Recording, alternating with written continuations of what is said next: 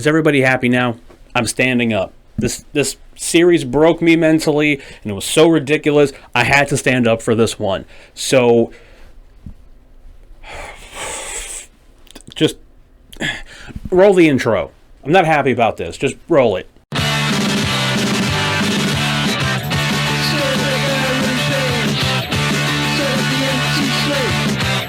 Now, I'm going to mention a few things before we get into the films themselves. Obviously, hit like and subscribe. As you know, I'm on the road to 500 subscribers before the end of the year, so it would really help me out. But mostly, I just wanted to take a moment and give a big shout out to a friend of mine who endured all 6 of these films with me just so I could get my notes together. So, sincerely, thank you so much, Blaney. I salute you.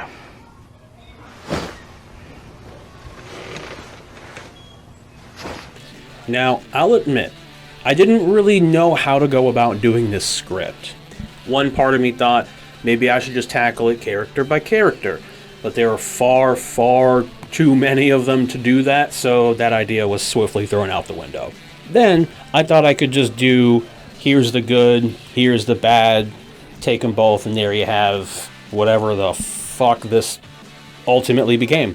But ultimately, there's just so much to say sprinkled throughout that I'm just going to have to take you through the annoying long journey one film at a time, and we'll talk about some plot points, and I'm just going to throw in a couple of memes and fun facts for you. Also, you should know that I'm not going to be able to actually show any of the deaths because even with heavy censorship, YouTube's pretty fickle about that kind of thing, so apologies in advance. But we can all agree to either look that up elsewhere or just use your imagination. Deal?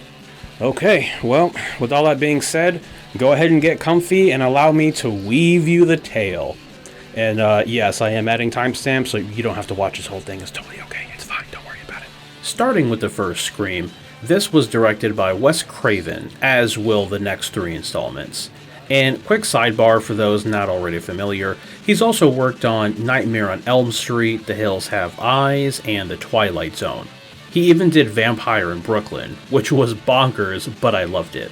Evil must be good. Let me hear y'all say it. Evil is good. That's right, evil is good. The cast is super solid. We had Courtney Cox from Friends and Ace Ventura, Neve Campbell from House of Cards and Catwalk, David Arquette, who was a longtime actor and producer, but whom I most fondly remember from Eight-Legged Freaks and his cameo in Muppets in Space. Skeet Ulrich from Jericho and Riverdale. We also have the computer hacking, Scooby snack eating, 13 ghosts seeing, SLC punk himself, Matthew Lillard.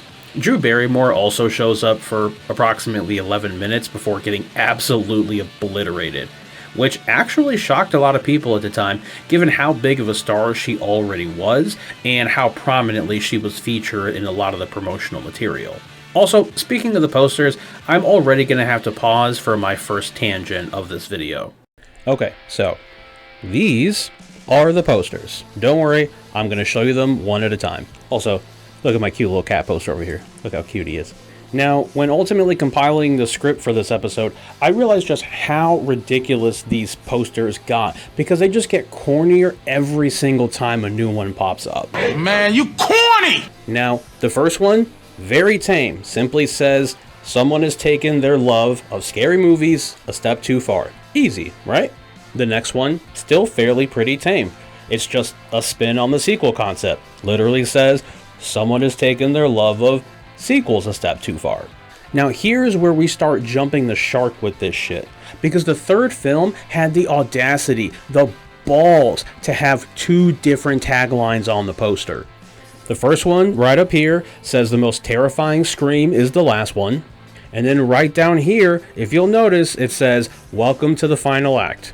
Sam Lake, you hack! Now, when you see the 4th poster, you may think, okay, we're back to being tame. Because as you see, it simply reads, new decade, new rules. But what they're trying to make you forget is they said the 3rd one was the last one. So the 4th one is basically just telling you to go fuck yourself with that one. And if that wasn't bad enough, the 5th one saw what the 4th one did and said, nah, hold my beer. Because I want you to read this. Nah. Nah, bro, I'm about to bug up. This shit is ridiculous, and we haven't even gotten into the films yet.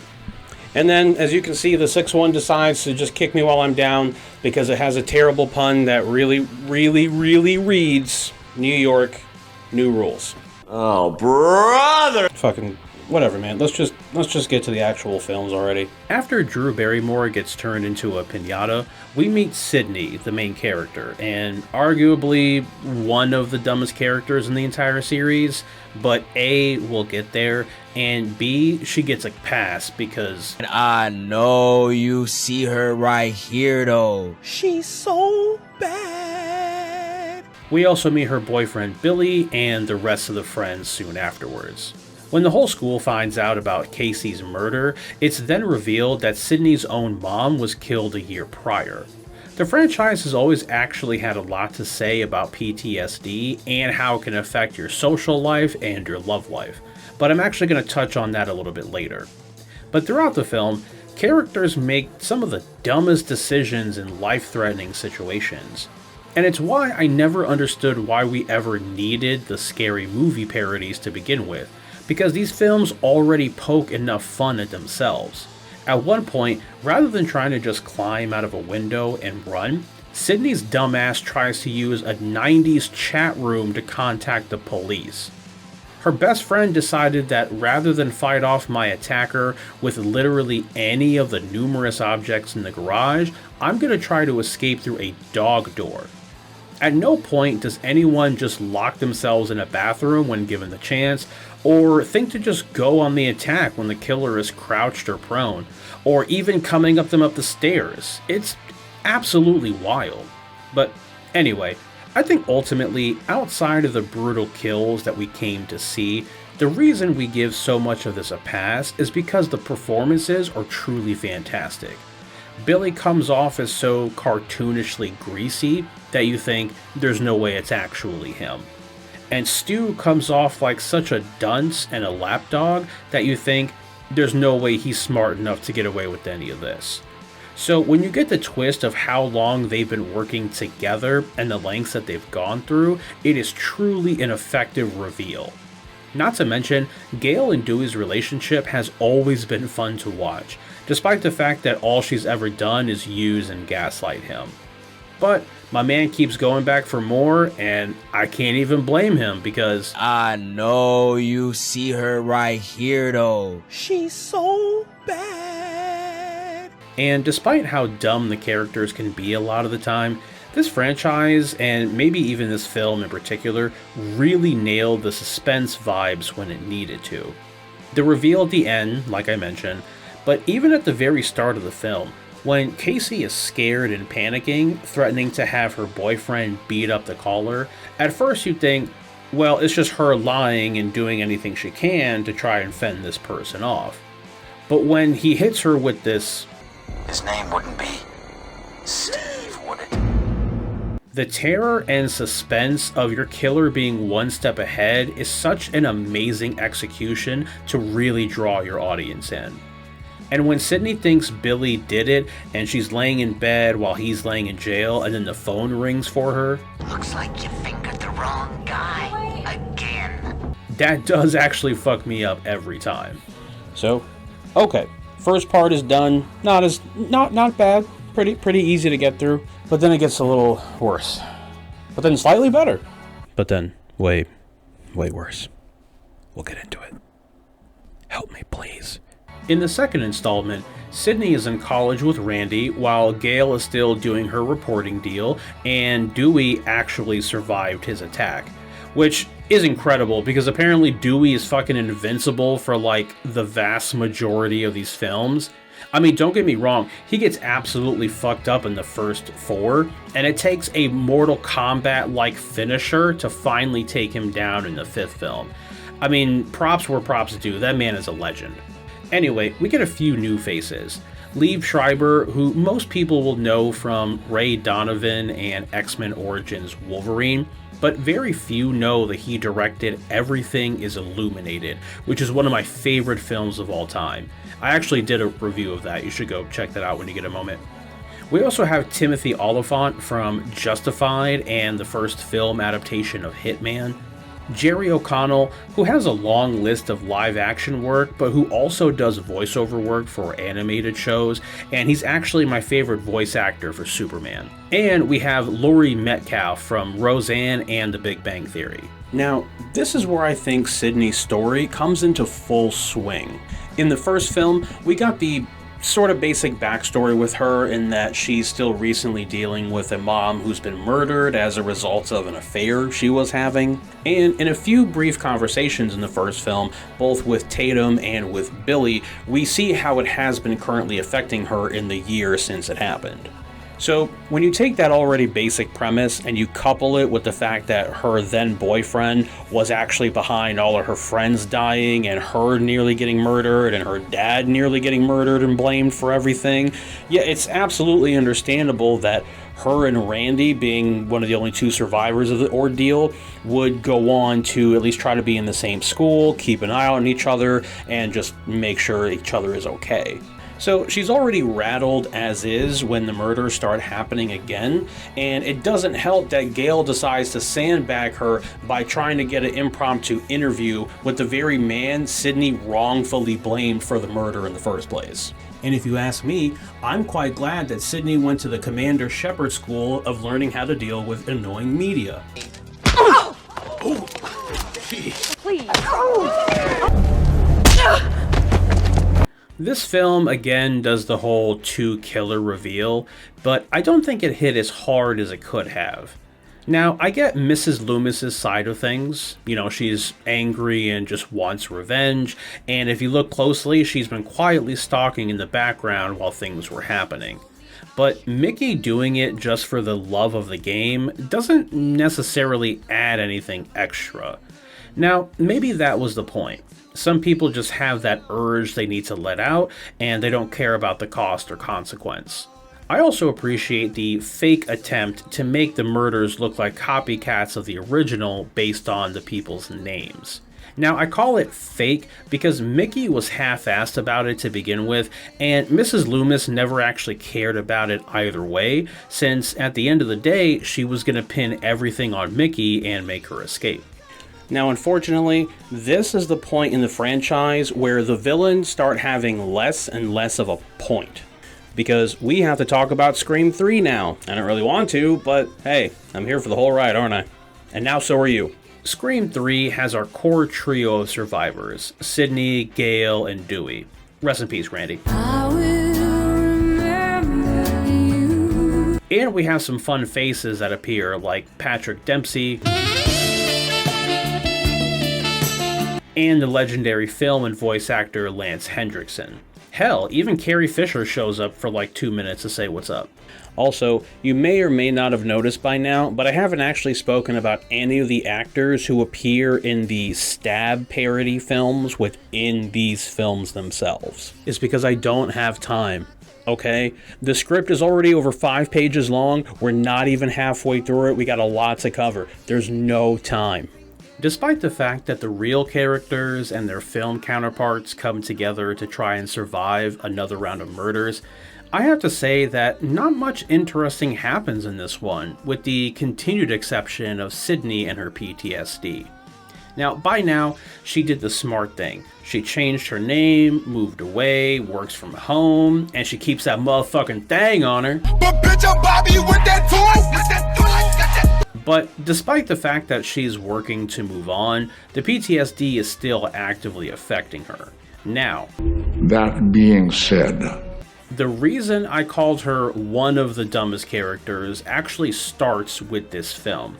Because despite having the clear advantage by staying home in your gated property with your dog, your gun, and a house that you intimately know the layout of, she decides to come back to Woodsboro for some reason. But to be fair,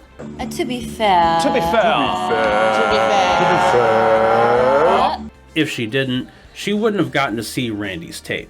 Now, I didn't talk about him much in the last 2 segments, but Randy is a fun character whose film knowledge and horror film rules actually do help in both of the films he's alive for and for one where he isn't.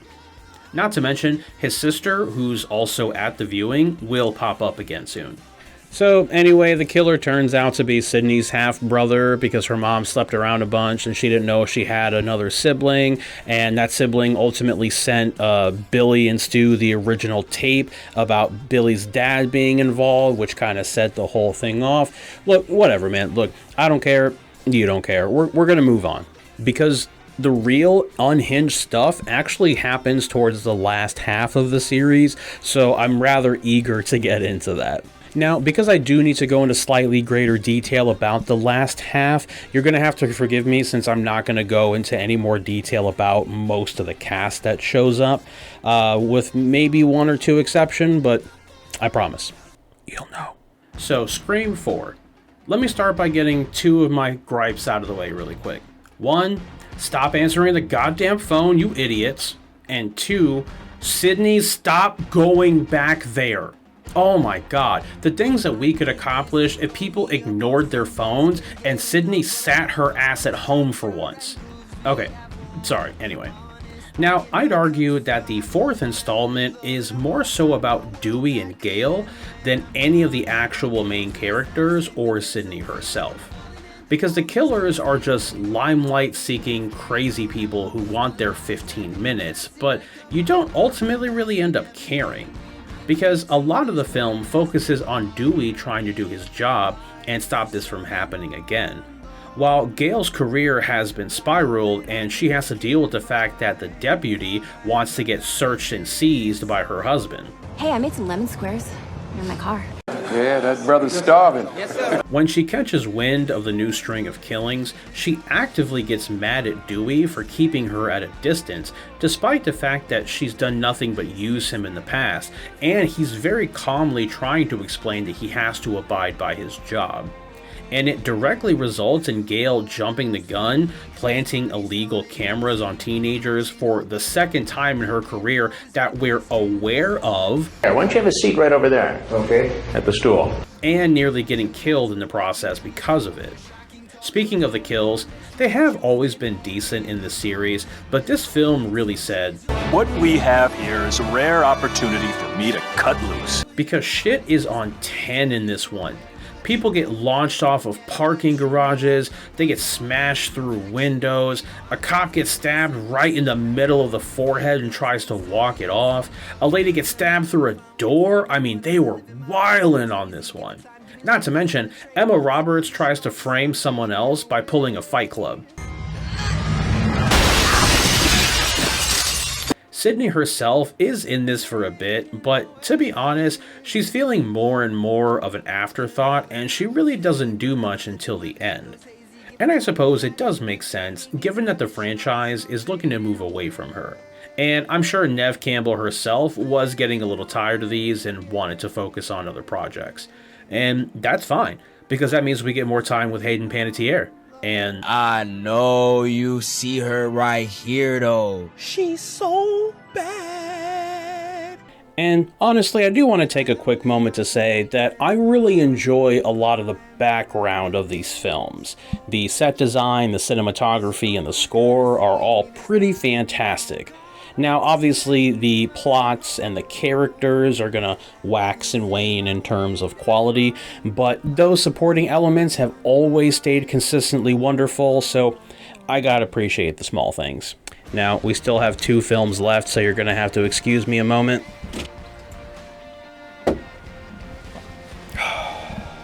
Okay, let's do these last 2.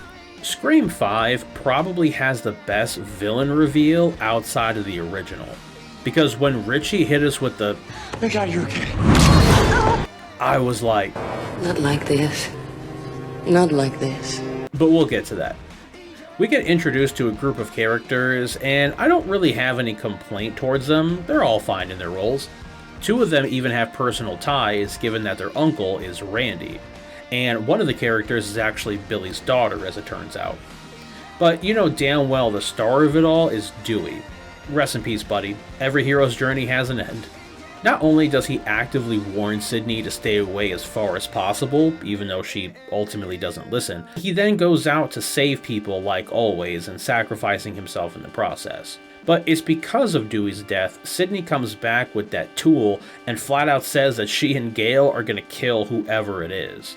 Another big reason I enjoy it far more than most of the others is because it has what I like to believe to be the most concise and well-explained point as to the core of these films, but also does a great commentary on film fans in general. Come on, it's just a movie. To some people, the original is their favorite thing in the world. The movie that made them love horror, that mom or dad showed them when they were 10, that bonded them together. Not only is that absolutely accurate, it works on another level when you realize that Richie's look when she begins talking shows that he clearly resonates with that. It's what he confirms at the end when he talks about his motive. Because nobody takes the true fans seriously. Not really. They just laugh at us. And why? Because we love something? A lot of the film are characters playing mind games with each other in a way that actually makes you fairly suspect everyone there. Which honestly could have been teased out a lot longer, and normally I would gripe about that. But the balls on this film, because they decided to go full tilt and kick off the third act by literally having someone in the group while everyone is together and they're all scared and talking and shaking. She just says, fuck it, pulls out the blick and John Wicks someone. And what's even funnier is once the girl shoots the other one in the room, they do this weird Dutch tilt like it's a fucking Joel Schumacher film. This movie's off the chain and I love it actually. So anyway, the first reveal happens and everybody's freaking out. Sydney shows up and just starts shooting till it jams and ends up going over the railing with the killer. Then it's revealed that Richie is also in on it. And while Richie is off trying to find the sisters, Gale and Sydney go to town on Amber like it was the end of Captain America's Civil War. Somehow the brother and sister both live. Now the sister I get, she only really got stabbed once, but her brother got Swiss cheese. I have no idea how he lived. I mean, the universe must have taken whatever plot armor that Dewey had for the longest time and just shifted it over to Chad. Because maybe the universe knows Tara needs protecting. I don't know, but either way, it's incredible that he lived. Also, I'm really not sure why, but they decided to put this plot point into the story where one of the sisters is hallucinating Billy, her dad, and I don't really know why. She never met him. She only recently kind of found out that that's actually her dad, so it just kind of comes off as strange. So, on to the final chapter, and I said final, because I'm not doing Scream 7 when it comes out. I'm not doing it. So on to Scream 6. Now, admittedly, like 3, I don't have a lot to say about this one. It certainly starts out strong with a killer being killed, which felt rather refreshing to have as that kind of twist, especially so early on. But if I'm honest, it just kind of goes downhill from there. Because the film seems to be more preoccupied with telling a college story of sisters learning to move past trauma and build a life, and two people with shared friendship and trauma falling in love. It's more interested in telling that story than it's interested in being an actual slasher film. And oddly enough, if we didn't have any of the killing and it was just that, I think I would actually dig it. Now, obviously, I know that means that it wouldn't be a Scream film, but everyone here actually really has great chemistry, so yeah, I'd enjoy it. And I know full well that it doesn't make any sense that in the span of only 2 years, she went from being in high school to being a field agent of the FBI, and I know I already made this joke already, but none of that matters because I know you see her right here though. She's so bad. But the villains make very little sense, and they keep doing the whole Sam seeing Billy bit from the last film, trying to imply that she has some killer inside of her. And if you recall the plot armor that Chad got from the last film, that shit must have learned how to go even further beyond, because that son of a bitch lived again. I mean, Core 4 must have been an enchantment Doctor Strange placed on them, because fuck me, they should all be severely dead. Oh, speaking of severely dead, Gale finally got what was coming to her. Okay, sure, that might sound a little harsh, and you know what? Maybe it is. But I would argue that the person who has spent their entire professional career using people, gaslighting people, regularly, illegally recording minors, and who has publicly said outright that she is not out to be liked, I don't think that kind of person gets to be upset when I decide to not weep at their passing. He's out of line, but he's right. It's over. It's finally over. I'm finally done. I don't have to talk about any of the shit anymore. Oh, it's so freeing. I really hope that this episode made sense to you and my points came across clear. At the very least, I hope that you enjoyed it. I suppose if there is any sort of takeaway or lesson that's to be had after all these hours of watching and all of the hours of writing the script and putting it together, I suppose it would be, stop answering the goddamn phone. Now, admittedly, I have been hitting the editing pretty hard this month, so next month I am going to be taking things slightly easy. I'm only going to be doing one critical cinema episode, but I'm also going to be doing another retrospective come Thanksgiving. Please do not ask me what my December schedule looks like, because I have zero idea right now. Kind of scary. Kind of liberating, still gotta figure it out. All I know is that I have spent entirely too many hours dedicated to this episode, so I think I'm gonna go sleep forever now. But obviously until then, and as always, I'm curious. What do you think? Stop the presses! Trick or treat, bitch! Now you know I'm not allowed outside of my recording dungeon until we do a whole round of my favorite segment, Kermit's Kiltastic Trivia. Yep, we're going with that one, aka 6 Degrees of Muppets. This franchise had Jack Quaid, who stars in The Boys with Carl Urban, who was in Star Trek with Zoe Saldana, who was in Guardians of the Galaxy with Karen Gillan, who was in Gunpowder Milkshake with Lena Headey, who was in St. Trinian's with Rupert Everett, who had a cameo part in The Muppets Take Manhattan. Okay, now I'm going to bed. See you folks later.